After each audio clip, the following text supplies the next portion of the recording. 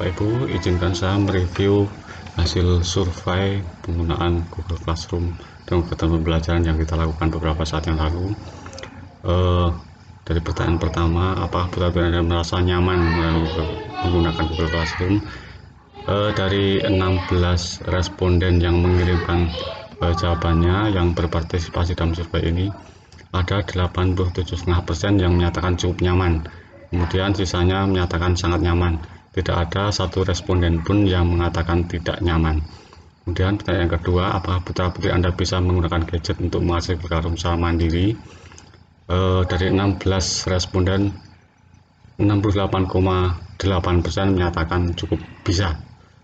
Sisanya 31,3% menyatakan sangat bisa, tanpa ada yang menyatakan kurang bisa. Artinya seanggap seluruh siswa bisa mengakses Classroom secara mandiri melalui gadget masing-masing. Kemudian yang ketiga, apakah sebagai seorang tua Anda harus selalu memandu putra-putri Anda selama mengakses Google Classroom menggunakan gadget? Apakah Pak Ibu selalu memandu? Ini dari 16 responden, 43,8% menyatakan selalu memandu. Kemudian 50% atau separuhnya, 8 orang menyatakan jarang memandu. Sisanya menyatakan tidak pernah memandu. Jadi hanya sedikit sekali yang menyatakan tidak pernah memandu. Dan ada hampir separuh, kurang sedikit, sekitar 43,8% yang menyatakan orang tua selalu memandu putra-putrinya. Kemudian yang keempat, apakah sebagai orang tua Anda merasa terbebani? Nah, ini dari 16 responden, 81,3% menyatakan tidak terbebani. Sisanya sebanyak 18,8% menyatakan cukup terbebani, dan tidak ada responden yang menyatakan sangat terbebani. Pertanyaan yang kelima, apakah sebagai orang tua Anda merasa keberatan menyediakan paket pulsa atau koneksi internet? Nah, 75% menyatakan tidak keberatan.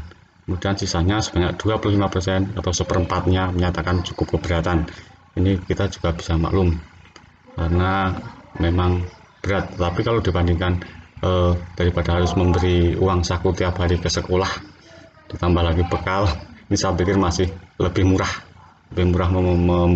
membelikan paket pulsa. Kemudian yang keenam, apakah sebagai orang tua Anda merasa keberatan saat mendampingi putra-putri? Keberatan apa tidak? Nah, dari pertanyaan ini 16 responden, 93,8% menyatakan tidak keberatan.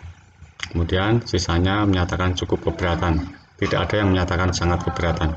Kemudian pertanyaan ketujuh, apa sebagai orang tua Anda harus menyediakan waktu khusus untuk mendampingi putra-putri Anda? Menyediakan waktu khusus apa tidak? Nah, 37,5% menyatakan banyak menyediakan waktu khusus. Jadi banyak orang tua yang menyediakan waktu khusus untuk mendampingi putra-putrinya belajar. Kemudian sebanyak 43,8% menyatakan menyediakan sedikit waktu.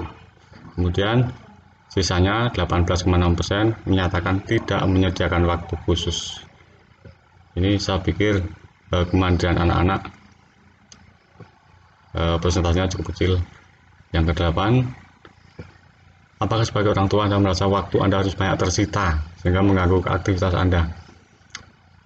Terganggu tidak aktivitas orang tua saat pembelajaran jarak jauh ini? Nah, dari pertanyaan ini, dari 16 tanggapan, 16 responden, 68,8% menyatakan tidak tersita.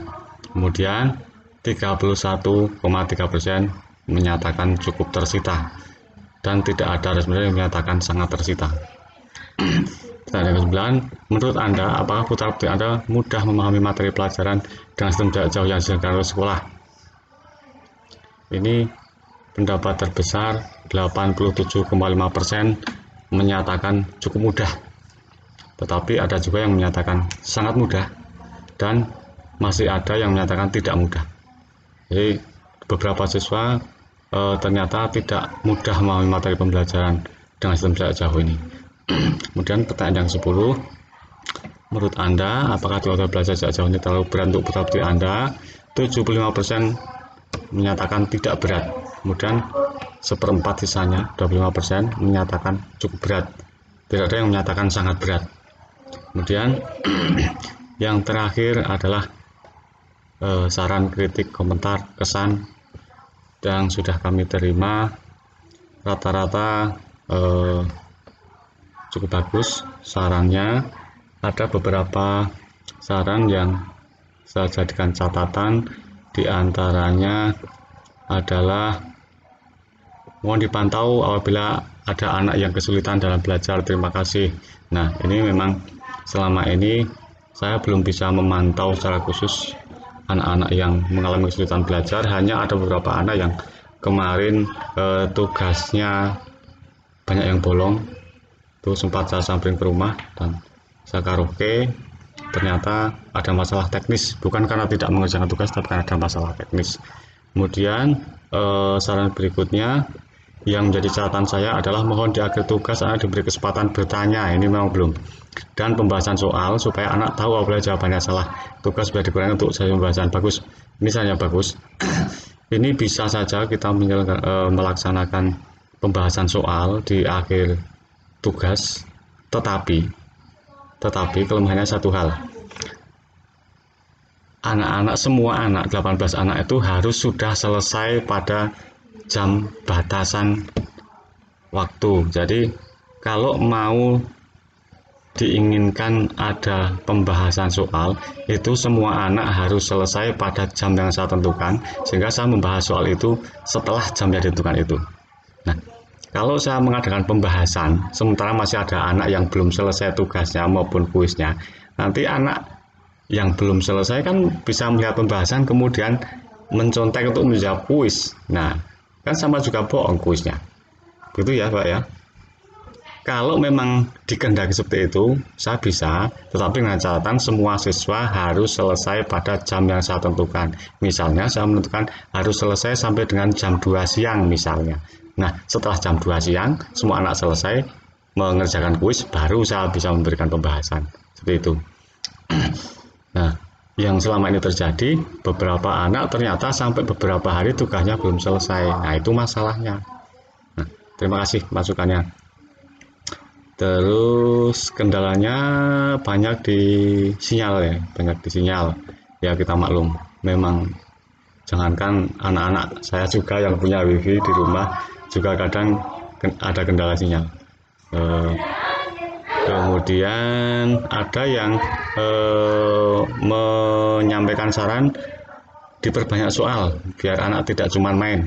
Nah, ini memang tidak kita laksanakan banyak soal karena kami sudah diwanti-wanti dari kementerian bahwa jangan sampai tugas-tugas yang diberikan membebani anak, artinya jangan sampai terlalu berat.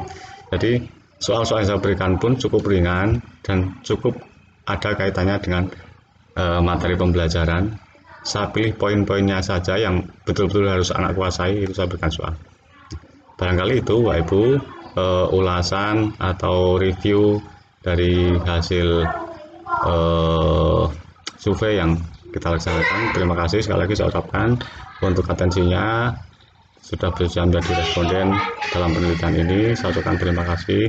Mudah-mudahan survei ini memberikan masukan untuk kita lakukan perbaikan pada pembelajaran kita yang akan datang. Saya akhiri untuk review ini. Selamat malam Pak Ibu.